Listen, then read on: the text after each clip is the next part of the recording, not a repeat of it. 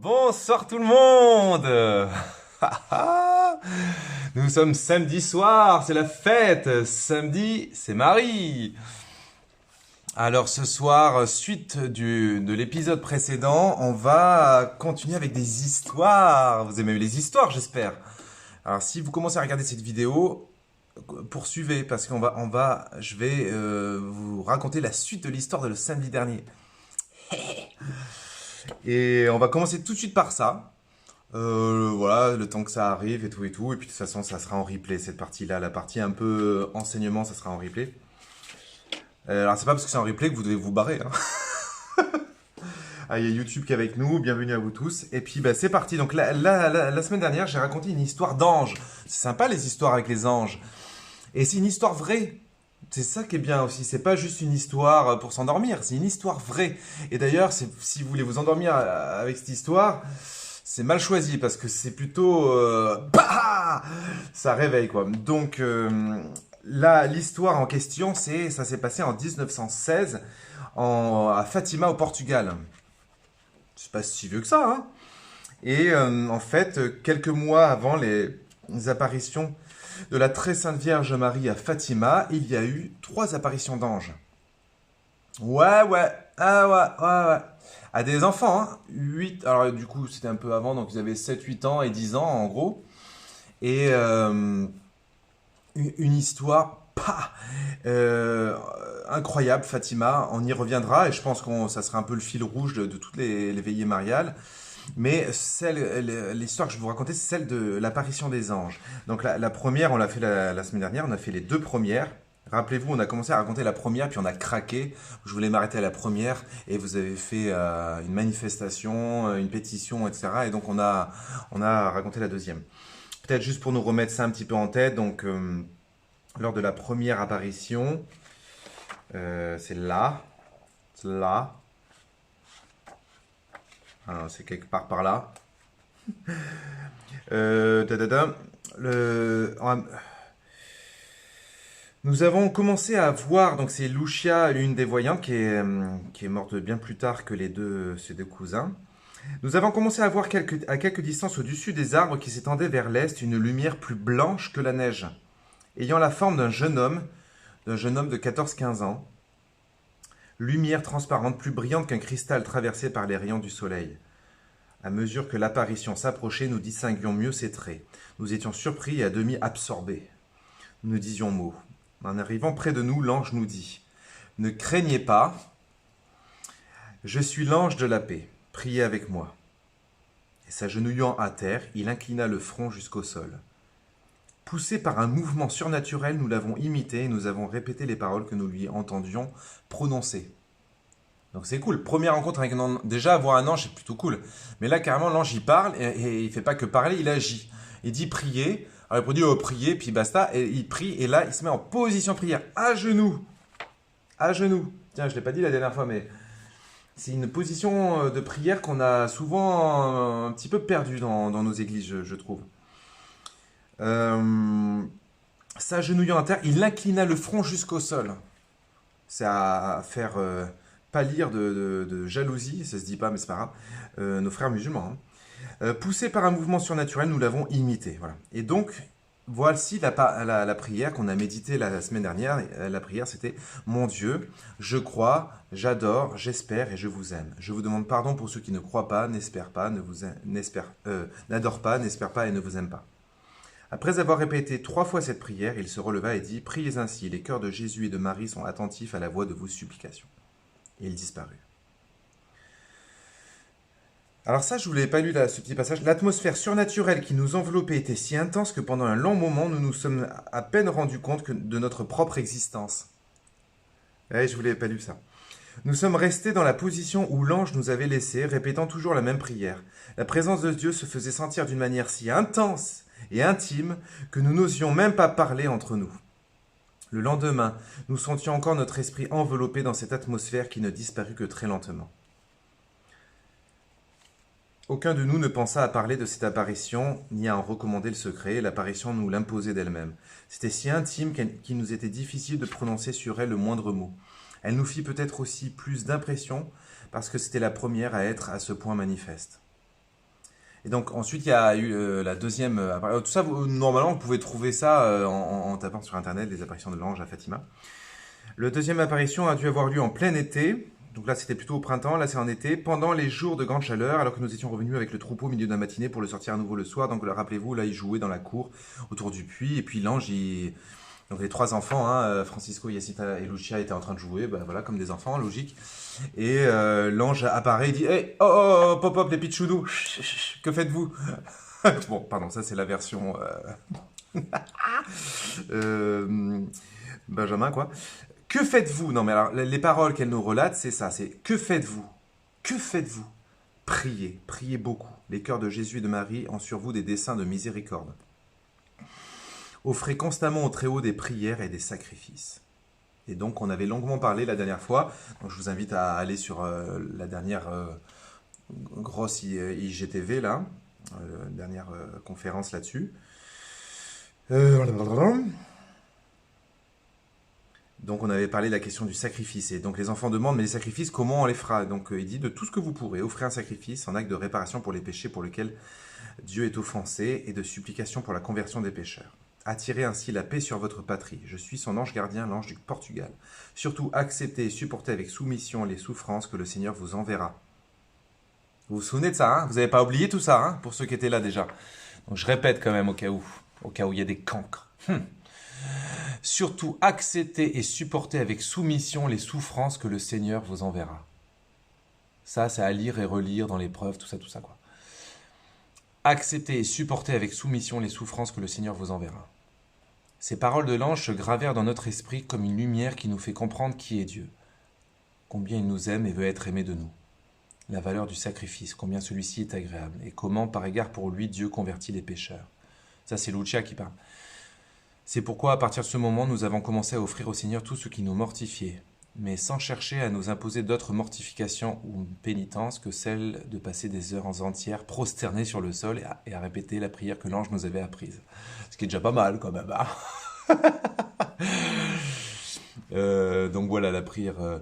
Donc voilà, en gros, Lucia, elle dit, bon, on faisait pas plus de mortification ni de pénitence que d'habitude, mais bon, on passait des heures entières prosternés sur le sol. Voilà, ok, tout va bien. Mais ça, c'est le feu, mes frères et sœurs, ça, c'est le feu qui nous fait prier comme ça. Est-ce que vous priez comme ça?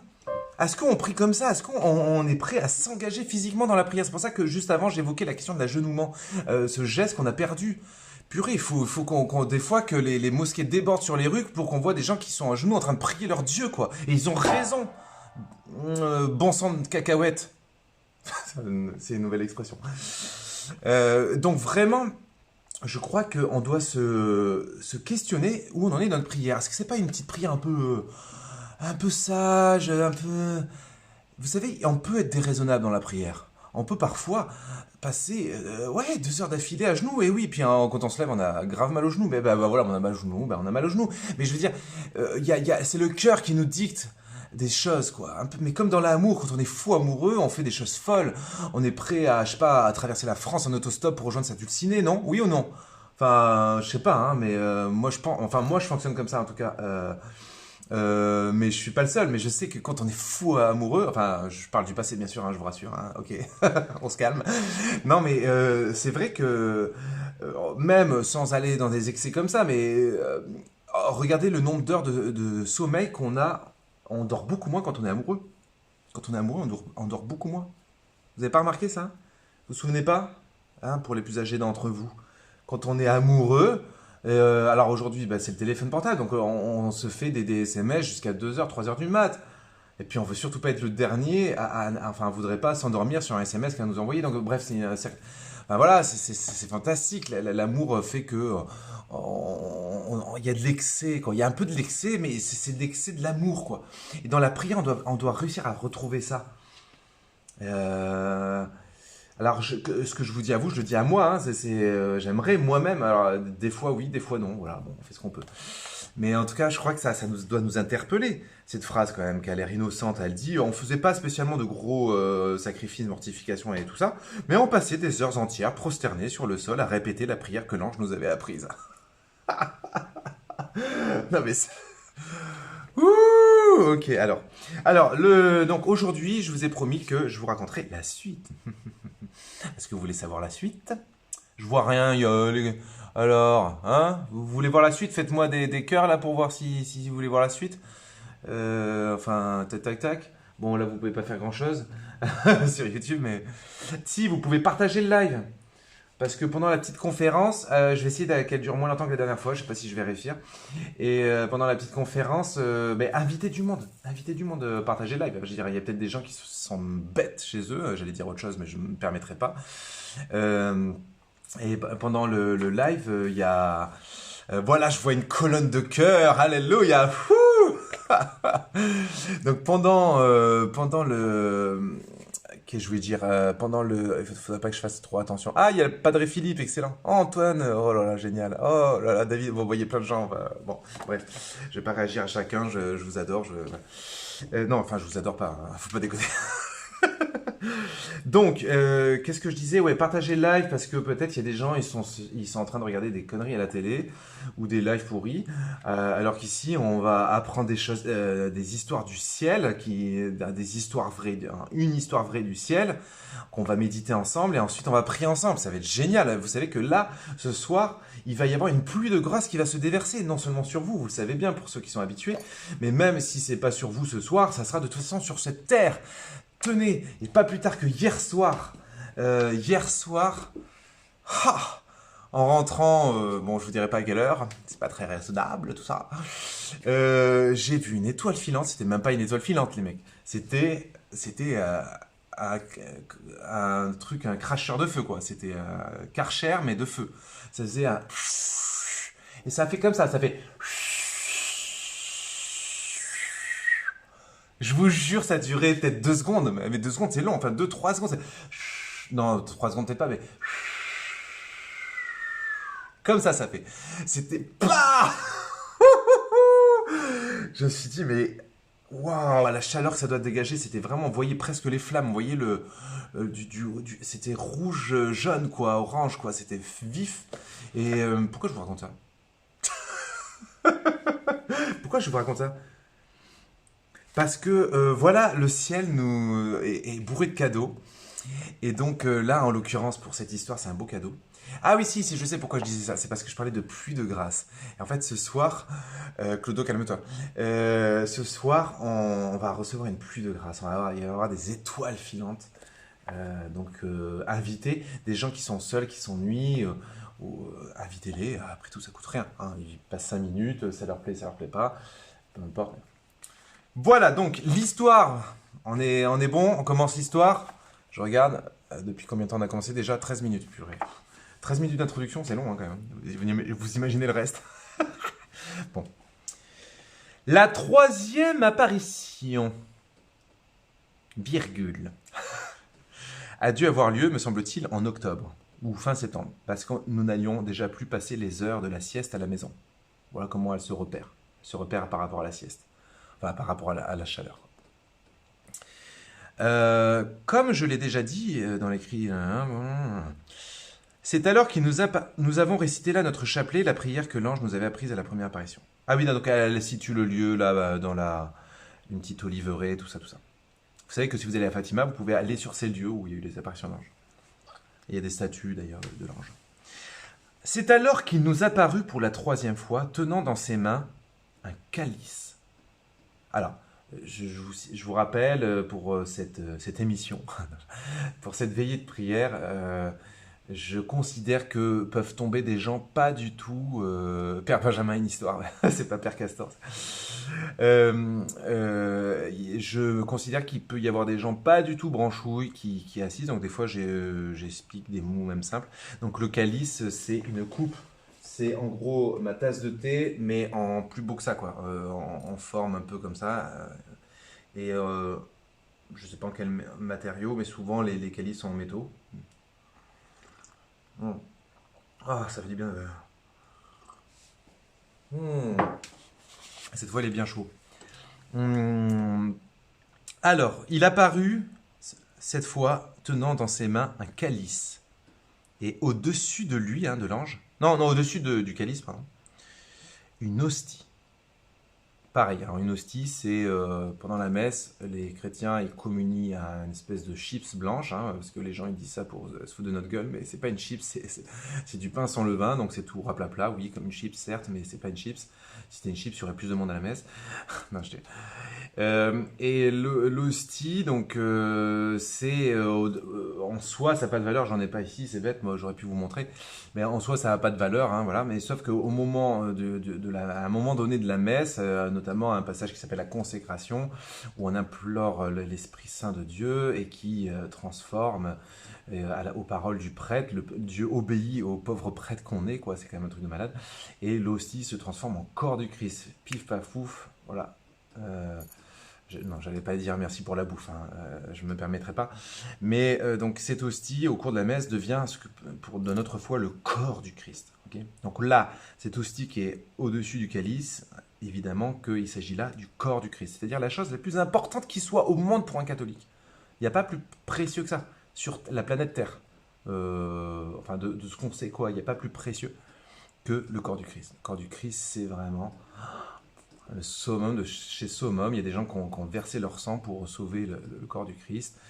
Le corps du Christ, c'est le sang versé de notre propre Dieu, donc c'est pour ça qu'il mérite bien tous les sacrifices et tous les honneurs, quoi. C'est pour ça que les églises sont si belles, et c'est pour ça que les liturgies sont censées être belles, c'est parce qu'on essaie par des symboles, par de l'art, par la beauté, on essaie d'honorer la grandeur de ce sacrement. C'est vraiment le sacrement le plus ouf. Et ceux qui sont curieux de savoir, mais c'est quoi cette bestiole? Eh bien, je vous recommande d'aller sur ma chaîne YouTube. Il n'y a pas que moi qui en parle, mais c'est parce que je sais que j'en ai parlé, donc c'est pour ça. Donc sur ma chaîne YouTube, vous tapez... c'était quoi le titre déjà? La messe messe ou pas messe, ou je sais plus quoi. Enfin. Donc j'ai fait 3h30, je crois, de conférence sur la messe, tellement. Voilà. Donc, voilà. Une hostie d'où tomber... des fois, je check un peu les messages. Je peux pas rebondir à tous vos messages. Mais voilà, quoi. Merci, il y a mon manager qui est arrivé, donc je me sens déjà en sécurité, c'est cool. Merci Lionel. Alors, donc nous avons récité là, non, une hostie, ah voilà. Au-dessus du calice, une hostie d'où tombaient dans le calice quelques gouttes de sang. Ouais. Alors vous savez, il y a eu beaucoup de miracles eucharistiques, j'en parle notamment dans les petites conférences qui sont sur ma chaîne YouTube, sur l'Eucharistie, sur la messe. Et je raconte notamment les miracles eucharistiques. Petite parenthèse, si je puis me permettre, vous n'êtes pas sans savoir que nous avons béatifié, c'est-à-dire rendu, déclaré quasiment saint, je vais utiliser un jargon plus simple, un jeune homme, un adolescent, qui est mort il n'y a pas si longtemps que ça, en 2008, hein, si je ne m'abuse, Carlo Acutis, qui était un fan des miracles eucharistiques, tout comme moi d'ailleurs, et qui avait fait une exposition sur Internet des miracles eucharistiques, parce qu'il était très branchouille, Internet et compagnie. Et donc je vous recommande d'ailleurs, elle existe encore, hein, je crois, cette expo. Et vous tapez miracle eucharistique sur Internet tout simplement pour en savoir plus. Donc là, c'est un miracle eucharistique, puisque l'ange tient un calice et il y a une hostie qui plane, donc c'est déjà pas mal, c'est pas Star Wars, mais presque. Et de cette hostie coulent quelques gouttes de sang dans le calice, laissant le calice et l'hostie suspendus dans l'air. Tranquille, jusque-là, tranquille. Il se prosterna à terre et répéta 3 fois cette prière. Vous imaginez de voir ça, vous? Non mais vous imaginez? Vous voyez le truc? Non mais fermez les yeux quelques instants. Les enfants, ils étaient là dans leur petit oliveret, là, sympatoche. Ils récitaient leur chapelet, hein, bon, voilà, très bien. Et puis d'un coup, ils voient un ange magnifique, tout lumineux. Il a un calice dans les mains, il y a une hostie qui plane au-dessus du calice. Et de cette hostie coulent des gouttes de sang. Chelou, non? Et donc, exactement, là j'ai vu un commentaire, on peut faire venir l'expo de Carlo Acutis, elle existe en plusieurs exemplaires, elle se balade dans toute la France. Vous tapez exposition Carlo Acutis, Eucharistie, enfin vous trouverez tout ça. Laissant le calice et l'hostie suspendus dans l'air, il se prosterna à terre et répéta 3 fois cette prière. Alors, Voilà, c'est vraiment le thème du jour, ça va être cette prière. On va la dire lentement, mais là, au fur et à mesure que je vous raconte cette histoire, je commence à avoir chaud. Parce que là, je sens, je sais pas si vous sentez, je sais pas si vous commencez à sentir, l'Esprit Saint qui est en main. À chaque fois que j'enlève mon pull, j'ai les cheveux. Attendez, on va régler ça tout de suite. Voilà. Séance de. Eh ben quoi, hein, on est confiné ou on n'est pas confiné?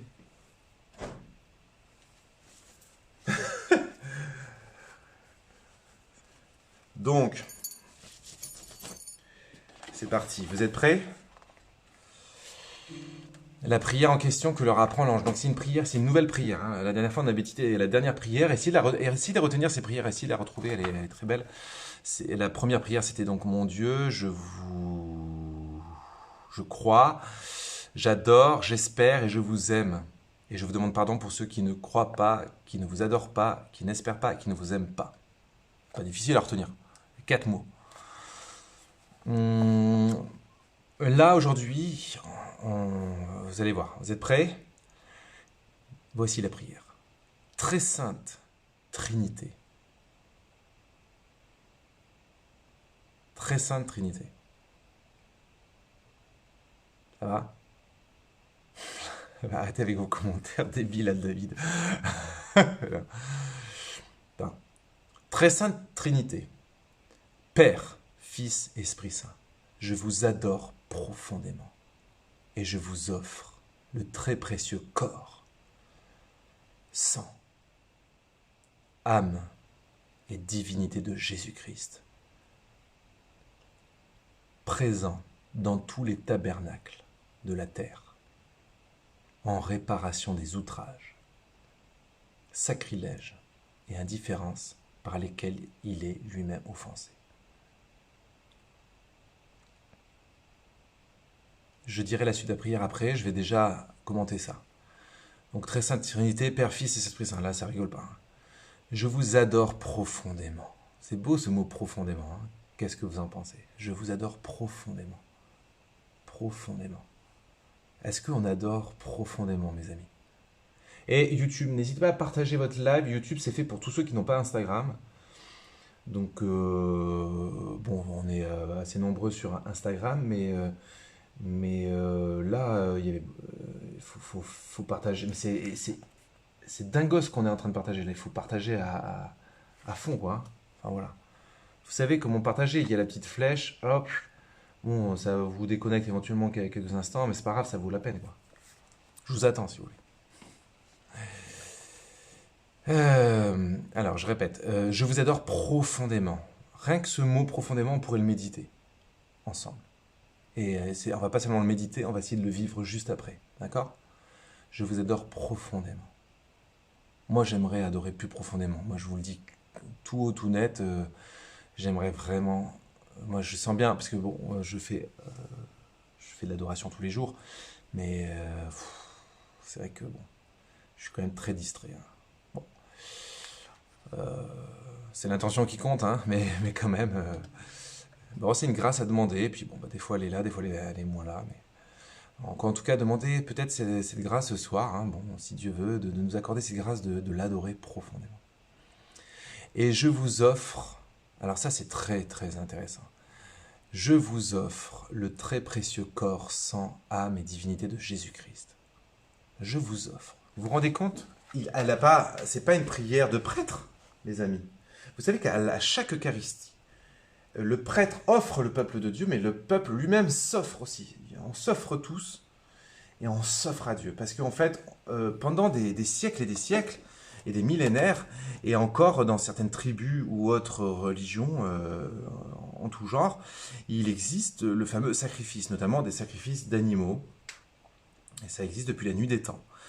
Comme une espèce d'intuition naturelle chez l'homme qu'il fallait quelque part, comme c'était quelque chose de précieux, un animal ou une récolte, il fallait qu'on offre une partie de notre récolte ou de notre chasse à Dieu pour apaiser son éventuelle colère ou en tout cas pour lui rendre grâce, c'est-à-dire le remercier et quelque part lui signifier qu'on ne l'oublie pas dans l'usage des biens qu'il met à notre disposition. Donc, on faisait des sacrifices. Voilà, voilà, c'est depuis la nuit des temps. C'est vrai que on n'a plus trop la culture du sacrifice, triple hélas, parce que c'est, à mon avis, une notion très importante, sachant que le sacrifice le plus important qui est à la portée de tous, c'est le sacrifice d'action de grâce, c'est-à-dire de ne pas oublier chaque jour de remercier Dieu, ne serait-ce que pour la vie, pour notre cœur qui bat, pour le sang qui coule, enfin qui circule plutôt, bon bah qui coule aussi, hein, et pour nos poumons qui se remplissent, se vident, comme ça, sans qu'on ait besoin d'y penser. Donc tout ça, rendre grâce, sacrifice, le plus beau, les plus grands et les plus indispensables des sacrifices quotidiens et même, je sais pas, quotidien, ça veut dire tous les jours et toutes les heures, ça, il faudrait dire quoi? Eurorien. Il faudrait que, voilà, en tout temps, on soit dans cette espèce d'esprit d'action de grâce, de sacrifice, en fait. C'est-à-dire, on rend grâce, on rend au Seigneur ce qu'il nous donne, quoi. On se sent pas on se sent pas propriétaire. On se sent pas propriétaire au sens de possessivité. Qu'as-tu que tu n'aies reçu, comme dit saint Paul, et si tu l'as reçu, pourquoi te la péter? Bon, il dit pas ça, j'avoue. Il dit pourquoi t'enorgueillir comme si tu n'avais pas reçu. Donc voilà, l'idée du sacrifice est centrale en fait, dans l'humanité. J'allais dire dans le christianisme, mais non, dans l'humanité, dans toute l'histoire de l'humanité, la notion de sacrifice est presque, peut-être pas presque, elle est naturelle. Il y a une espèce d'intuition naturelle que Dieu existe et que s'il existe, on doit lui rendre hommage, on doit le remercier de l'existence qu'il nous donne. Voilà. Ok, ça va? C'est pas trop compliqué ce que je dis, je pense. Bon. Comme dit aussi dans l'Ancien Testament, je sais plus où, car tout est de lui et par lui et pour lui, à lui la gloire éternellement. Ok. Donc, sacrifice. La particularité, c'est que avec Jésus-Christ, c'est plus des animaux qu'on offre, c'est Dieu lui-même qui s'offre à nous. Ce qui est un renversement total. Comprenez bien. Normalement, c'est l'homme qui est redevable. Or là, la folie de la croix, c'est que c'est Dieu qui s'offre. C'est Dieu qui s'offre. C'est Dieu qui lui devient l'agneau immolé, c'est-à-dire le fameux animal qu'on sacrifie, hein, de façon comme on faisait dans l'ancien temps. L'animal sacrifié, c'est lui. Il se sacrifie lui-même, il se donne, il s'offre en sacrifice. C'est Dieu qui fait ça. C'est même pas un saint, c'est même pas un homme vraiment chouette ou une femme super chouette. C'est Dieu lui-même qui s'offre en sacrifice, quelque part à notre place, en réparation de nos péchés. Alors que lui, le pur, l'innocent, il n'a rien à réparer, lui, pour lui-même, évidemment. C'est lui qui est l'auteur de toutes choses. Mais il s'offre à notre place.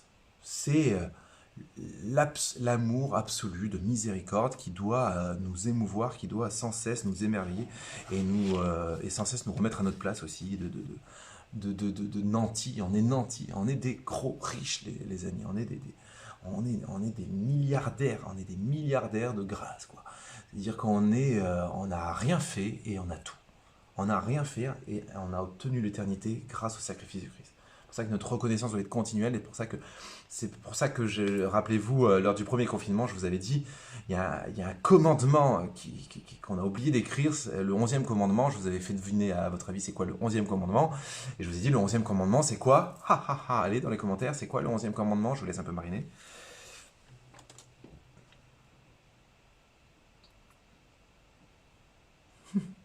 Je laisse un peu mariner.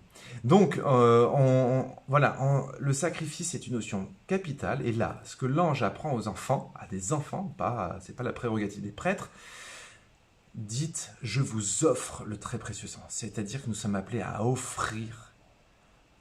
Tu ne te plaindras pas, ouais, voilà, tu ne râleras point. Voilà. Tu ne râleras point, le 11e commandement. Voilà. Parce que pendant que tu râles, tu ne rends pas grâce. Donc, tu es en position... tu n'es pas dans la bonne attitude. Quoi. La bonne attitude, c'est l'humilité. Vous savez, on se dit toujours, ah oui, il faut voir le verre à moitié plein. Ouais, moi c'est vrai que j'ai tendance à voir le verre à moitié vide. Ouais, c'est pas bien, parce que c'est pas un choix, quoi, de voir plutôt bien plein ou plutôt vide. Non, on est un catho, un chrétien est résolument positif. Et il, a- il sait que l'éternité lui est acquise, quoi qu'il arrive sur terre. Et même quoi qu'il en soit de son propre péché.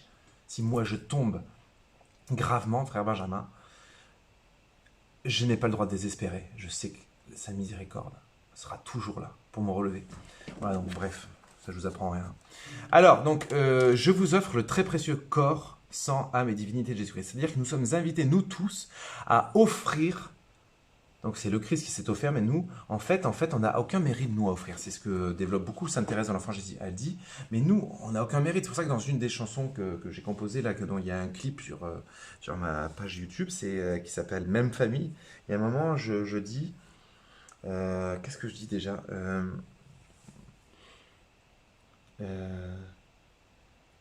quand il roule des mécaniques, souviens-toi de ça. C'est qu'il pense que l'amour se mérite. Pourtant, ce n'est pas le cas. Pourtant, ce n'est pas le cas. L'amour ne se mérite pas.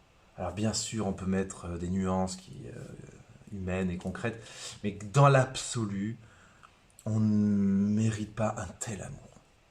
Parce que on enfreint constamment l'amour par notre péché. Mais Dieu nous a payé lui-même la dette. En gros, pour le dire plus simplement, on est ruiné. On n'a pas un rond.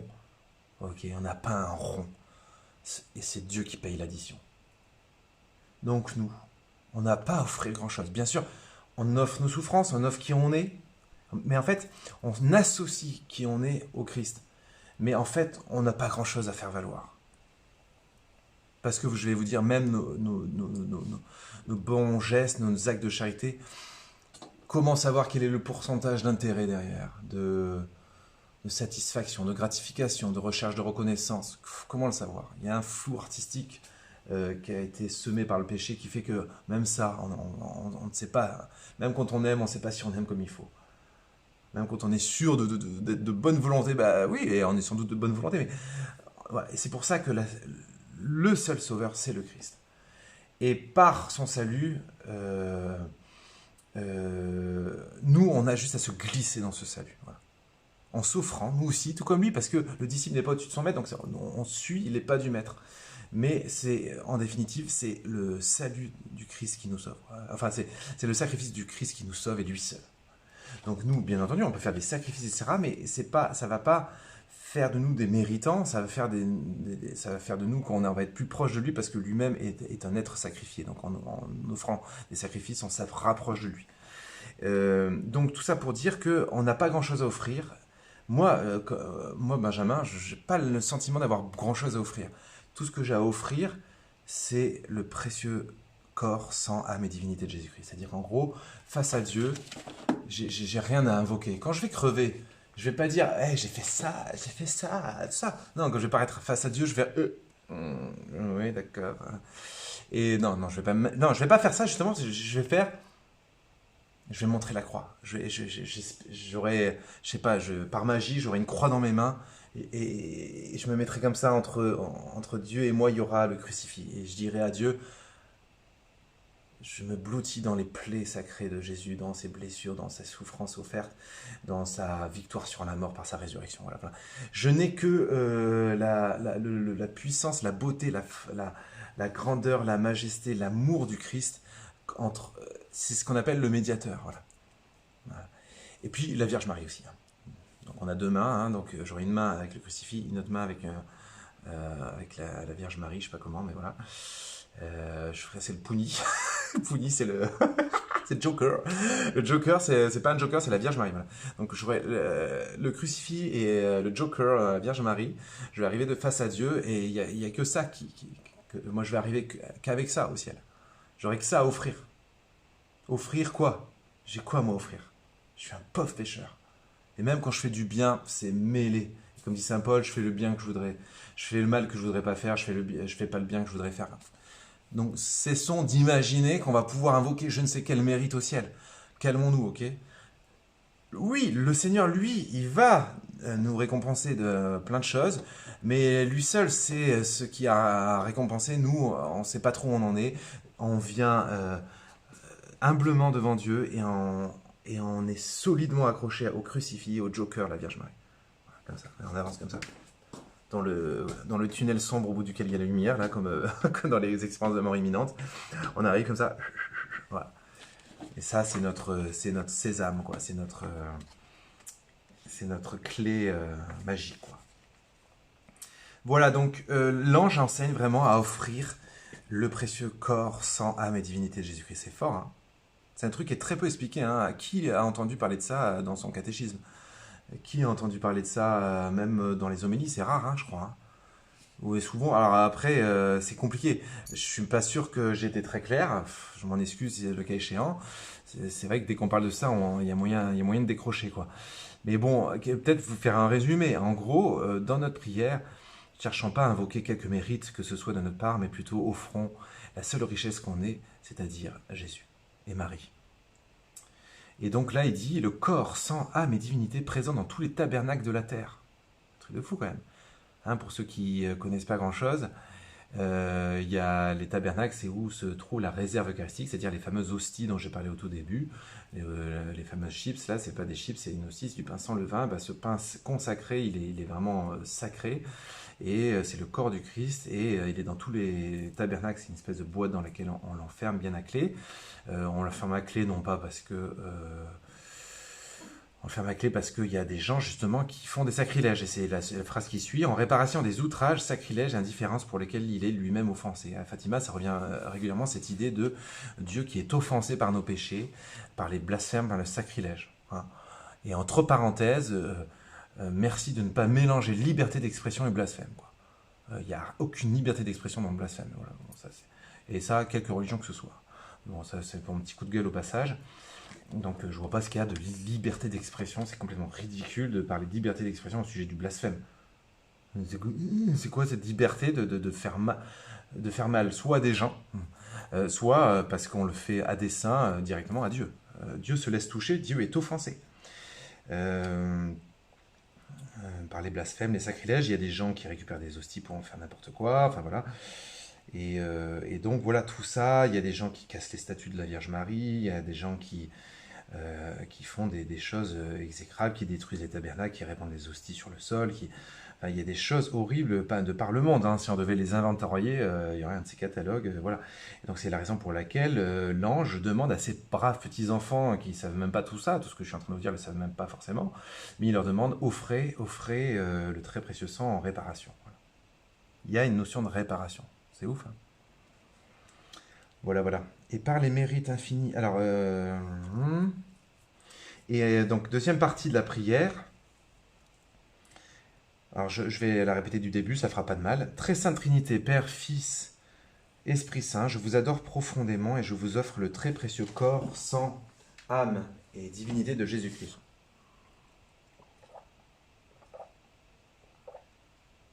Présent dans tous les tabernacles de la terre, en réparation des outrages, sacrilèges et indifférences par lesquels il est lui-même offensé. Et par les mérites infinis. Merci, je ne rebondis pas sur tous les commentaires, mais il y a des commentaires très intéressants, donc n'hésitez pas à les lire d'ailleurs, hein, si ça vous distrait pas trop. Oui, bah, ça me fait penser que les satanistes, eux, ils savent très bien que Jésus est présent dans les hosties. Ça me fait penser à cette fameuse anecdote que racontait le père...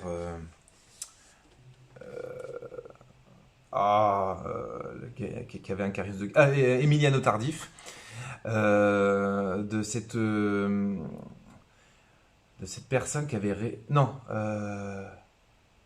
de cette personne qui avait refourgué une hostie non consacrée à un groupe satanique qui faisait des messes noires. Et quand ce groupe satanique avait réceptionné l'hostie non consacrée, ils avaient dit mais c'est quoi cette histoire, c'est pas une hostie consacrée. Ils le savaient. Ils ne pouvaient pas le savoir, hein, mais c'est parce que comme satanistes, ils avaient des dons de clairvoyance sur la vérité ou pas de cette hostie, et du coup, ça fait flipper, hein, quand même. Bon, bref. Et par les mérites infinis de son très saint cœur et ceux du cœur immaculé de Marie, je vous demande la conversion des pauvres pécheurs. Alors, on va méditer encore sur cette phrase. Je répète, et par les mérites infinis de son très saint cœur, hein, donc de Jésus, les mérites infinis de son très saint cœur et ceux du cœur immaculé de Marie. Vous voyez, depuis tout à l'heure, j'ajoute Marie, c'est pas pour rien.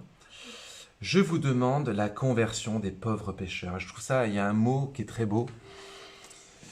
C'est pauvres, les pauvres pécheurs. On sent toute la pitié, la compassion, ouais, la tristesse de tant de pécheurs qui sont loin de tout ça. Oh, c'est tellement beau, vous vous rendez compte? Mais vous savez que quand on connaît ça, quand on sait que l'hostie, c'est vraiment le corps du Christ, mais qu'est-ce que vous voulez qu'il vous manque sur terre? Tout ce qui peut vous manquer, à la rigueur, c'est le corps du Christ. Et c'est bien là la douleur que l'on vit pour nombre d'entre nous actuellement, bien que ce soit plus souple cette fois-ci, que vous avez la possibilité d'aller communier dans vos églises normalement. J'espère que vos églises le font. En tout cas, moi, je sais que dimanche dernier, j'étais de 9h à 12h30 de permanence dans une église et j'ai confessé non-stop et puis donné la communion régulièrement aux gens qui venaient. Comme ça, au compte-gouttes, hein, c'était pas une assemblée, j'ai pas fait de messe, vous inquiétez pas. Mais donc heureusement on a quand même cette possibilité-là. D'ailleurs peut-être qu'on aurait pu la prendre au premier confinement, mais je crois qu'on était un peu sous le choc. Bon bref, donc je vous demande la conversion des pauvres pécheurs. Et ça, il faut compris, c'est une intention capitale. C'est bien de prier pour un tel qui est malade, tout ça. Prier pour sa guérison, il faut le faire. Il n'y a pas photo, il faut le faire. Mais n'oublions pas de prier parce que la plus grande des maladies, parce que même quelqu'un qui est malade, si on obtient sa guérison, il est guéri que momentanément, hein, ça a quelques années de rab et puis point barre. Alors que la conversion du pécheur, c'est quelque chose qui a un parfum d'éternité. Sauf si le pécheur renie sa conversion à un moment donné, ce qui peut arriver. Mais sinon, c'est un parfum d'éternité. C'est la seule guérison dont on a le plus besoin, c'est celle de la conversion, hein. Il vaut mieux mourir tôt et converti que mourir tard et non converti. Hein.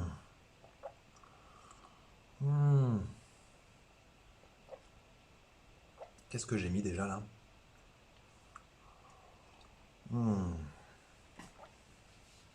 crois que c'est le thé de... Je me demande si c'était pas Céline qui m'avait envoyé du thé. Alors ensuite, puis se relevant, il prit de nouveau dans ses mains le calice et l'hostie. Il me donna l'hostie. Et à Jacinthe et François, il donna le contenu du calice en disant en même temps. C'est intéressant ça, hein? Il n'y a pas le même. Donc, Lucia, c'est l'hostie. Et Jacinthe et François, c'est le contenu du calice, donc le sang. Prenez et buvez le corps et le sang de Jésus-Christ, horriblement outragé par les hommes ingrats. Réparez leurs crimes et consolez votre Dieu. C'est ouf, hein? C'est ouf, c'est pas ouf. Moi, vraiment, je vous invite à partager encore le live parce que là, on va se donner 10 minutes encore pour méditer ça, mais on va voir si je tiens. Prenez et buvez le corps et le sang de Jésus-Christ, horriblement outragé par les hommes ingrats. Bon, en même temps, j'ai pas trop besoin de commenter, c'est ce qu'on vient déjà un peu d'entendre ou que je viens d'évoquer. Prenez et buvez le corps et le sang de Jésus-Christ, horriblement outragé par les hommes ingrats. Réparez leurs crimes et consolez votre Dieu. Et consolez votre Dieu. Et consolez votre Dieu. Et consolez votre Dieu.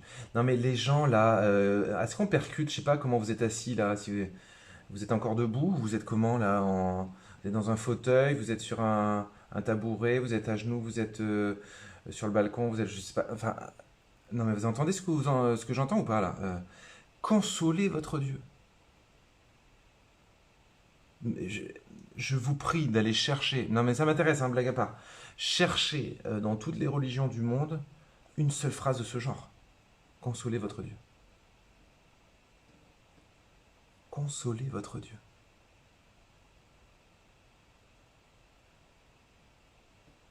Consolez votre Dieu. C'est merveilleux. Vous vous rendez compte que Dieu nous donne, nous accorde, nous confère le pouvoir, mais franchement, est-ce que c'est pas un pouvoir, consoler Dieu? Est-ce que c'est pas peut-être le plus grand pouvoir et qui est digne de ce nom en plus? C'est pas pouvoir, c'est pas un pouvoir volé quoi. C'est vraiment. Y a-t-il un pouvoir plus fort que consoler notre Dieu? Nous là, les pauvres bougres que nous sommes, le Seigneur nous octroie le pouvoir de consoler son cœur. Amen ou pas amen? Alléluia ou pas alléluia? Un truc.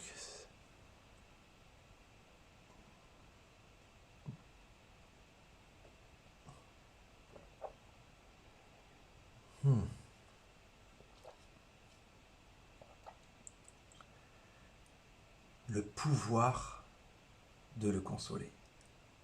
Non, mais est-ce que c'est. Vous voyez, il y a des petites phrases comme ça, il faut en redécouvrir le choc. Si certains ont besoin de comprendre pourquoi je fais un arrêt sur image sur une phrase comme ça, je vais être encore plus explicite. On est des petits piou-piou de créatures. Dieu, c'est le créateur de toutes choses, des astres et des cieux, quoi. Eh bien, nous, les petits piou-piou, le Seigneur nous octroie un pouvoir sur son cœur, qui est celui de le consoler. Le consoler, c'est-à-dire aussi lui faire plaisir, peut-être même le faire sourire, l'attendrir. Oui, il y a du sentimental, ben oui, n'en déplaise aux rationalistes. Ce serait peu rationaliste de ne pas prendre en compte, en plus c'est tout à fait cohérent avec toute la théologie, avec l'évangile bien sûr, hein. Je veux dire la mystique, moi je me sers de la mystique parce que la mystique ça permet de donner un petit coup de poing Shrek à des choses auxquelles on s'habitue. Voilà, donc mes chers frères et sœurs, ce soir, notre mission avec la Vierge Marie, ça va être de consoler le cœur de Dieu. C'est pas mal, non? Dans quelques instants. Alors, je finis juste l'histoire. Il se prosterna de nouveau à terre et répéta avec nous 3 fois encore la même prière, très simple, donc 3 fois la sainte prière. Et il disparut. Poussés par la force du surnaturel qui nous enveloppait, nous avons imité l'ange en tout, c'est-à-dire que nous nous sommes prosternés comme lui et avons répété la prière qu'il disait. La force de la présence de Dieu était si intense qu'elle nous absorbait et nous anéantissait presque complètement. C'est fort, hein? Elle semblait même nous priver de l'usage de nos sens corporels, et cela pendant un long espace de temps. Ça ressemble un peu au repos dans l'esprit, hein, d'ailleurs.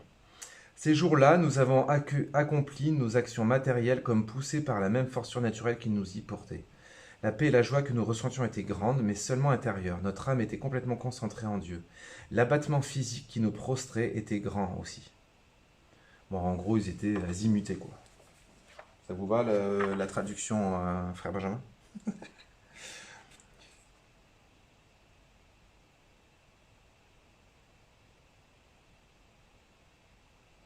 Voilà.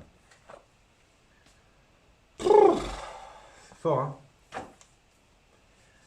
Voilà, alors, écoutez, moi je propose maintenant qu'on va faire un chant à l'Esprit Saint, et puis on va... Il faudrait que je trouve un chant autour de la consolation, vous voyez ce que je dis? Vous voyez ce que je dis? Mais je vais relancer le live sur Instagram, parce que comme ça, là je coupe, ça fera la petite conférence de 48 minutes. Ça va, hein? J'étais plus raisonnable que la dernière fois. Donc je vais couper le live. Est-ce que peut-être vous avez des questions sur ce qui vient de se partager? Voilà, je vous laisse voir s'il y a quelques questions pour terminer. Et puis là, pendant ce temps, je cherche un chant qui pourrait être un peu en lien avec ce qu'on vient d'entendre.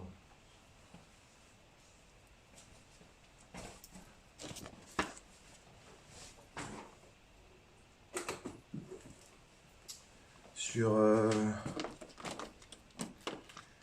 consoler le cœur de Dieu. Bah, qu'est-ce qui console quelqu'un? Quand quelqu'un a besoin de consoler, on lui dit... on... Ah, pour le chant, Cédric. Euh, Oui, d'accord, d'accord. Non, oui, enfin, je sais pas. Mais c'est gentil, Cédric. Sinon, je fais plein de covers sur ma page où il y a des chants chrétiens aussi. Oh, je crois que j'ai trouvé. J'ai pas fait exprès, hein. Premier geste. Je veux chanter un chant d'amour pour mon sauveur, pour toi, Jésus. Mais waouh, c'est bon, j'ai trouvé.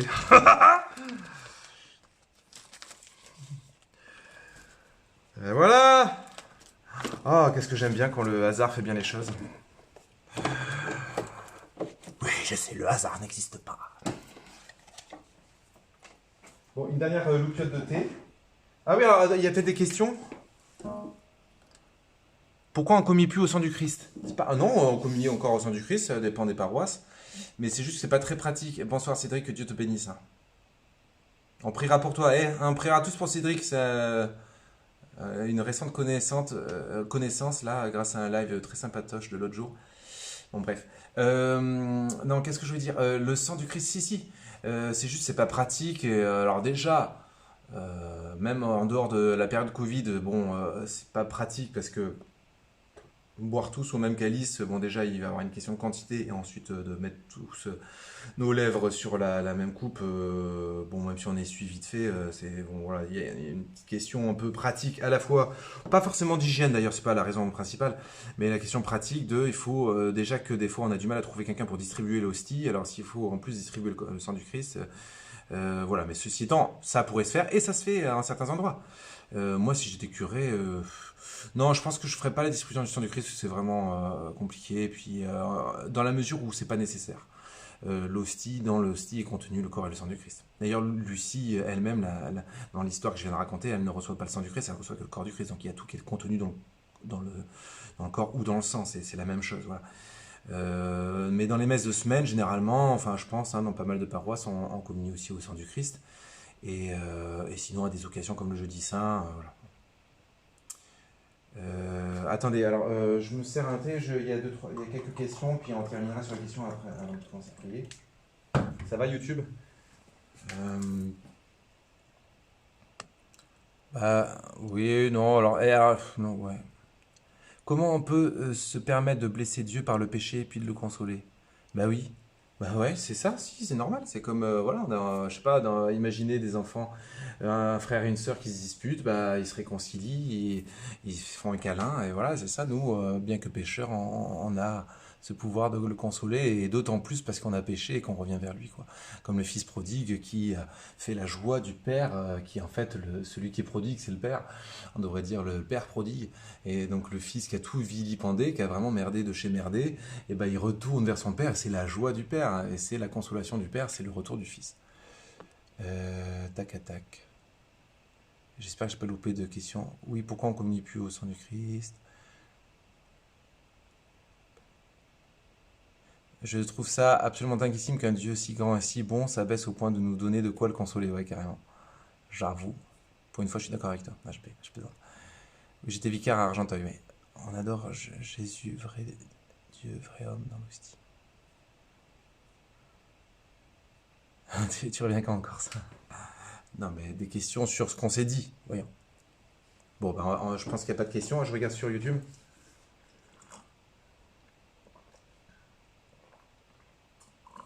Hmm. Hmm. Je me demande si je vais pas éteindre la lumière pour que ça soit encore plus intimiste, quoi. Vous voyez ce que je veux dire? Cette ambiance, quoi. La bougie. Allez, c'est parti. Ah bah non, je coupe le live et je le relance. Allez les amis, donc je relance le live pour une soirée prière. N'hésitez pas à inviter tous les gens qui aiment prier ou qui ne connaissent pas. Voilà. Pourquoi si peu de temps à l'adoration? Pourquoi la plupart des paroisses consacrent-elles si peu de temps à l'adoration eucharistique? Par ignorance, je pense, par ignorance. L'adoration s'est perdue à cause de toute la mouvance post-68 art et post-Vatican II. Donc on a une génération de clercs qui ont relégué l'adoration à quelque chose de l'ancien temps, alors que non, l'adoration c'est absolument central, ça doit le redevenir, et toutes les paroisses qui remettent l'adoration au centre, c'est les paroisses qui redécouvrent le plus de dynamisme en général. Non, film d'horreur. Allez, je coupe. Non mais Massinger c'est vraiment nul, arrête Lionel, non mais arrête tes bêtises, tu rigoles quoi. Non, alors, j'ai regardé, je me suis dit tiens, le concept a l'air sympa, mais c'est vraiment nul. Arrête Lionel, oh. À la rigueur, incroyable talent, mais... et encore, même incroyable talent, c'est... Oh, j'ai pas encore lu Luisa Pecaretta, je compte m'y mettre. Allez, go, je coupe. À tout de suite.